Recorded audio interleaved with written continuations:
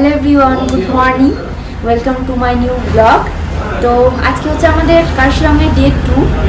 আমরা full ready, breakfast করে বেরিয়ে যাব।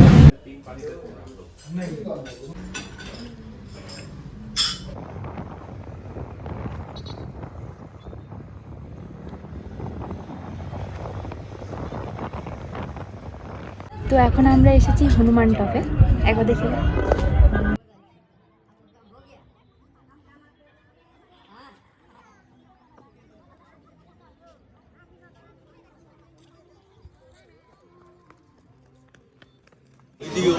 তো আমরা এখন চলে এসেছি ডাউহিল ফরেস্ট, মানে ডাউহিল ইকো পার্ক যেটা।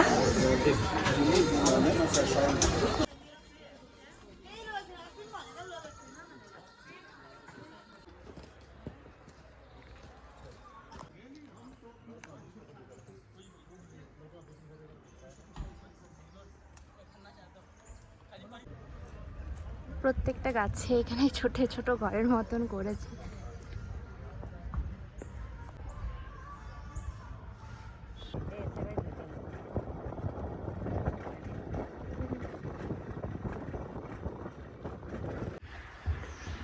এই জায়গাটা জাস্ট অসাধারণ লাগছে। আমি জানি না ভিডিওতে কতটা বোঝা যাচ্ছে, তো জাস্ট আমি আর না নেমে থাকতে পারলাম না। দারুণ। এখন আমরা এসেছি বয়েজ স্কুলের ওখানে, কিন্তু ওখানে তো ট্যুরিস্টদের অ্যালাউ করে না, ঢুকতে পারবো না।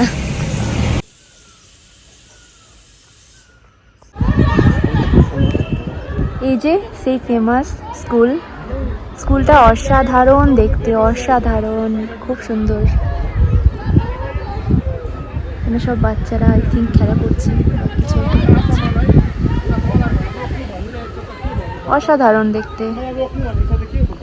এখন আমরা এসেছি গিদা ভিউ পয়েন্টে।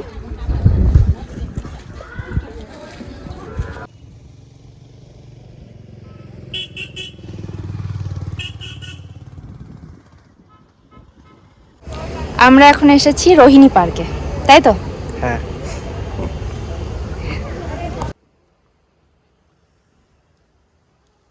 গরম লাগছে কেন यार?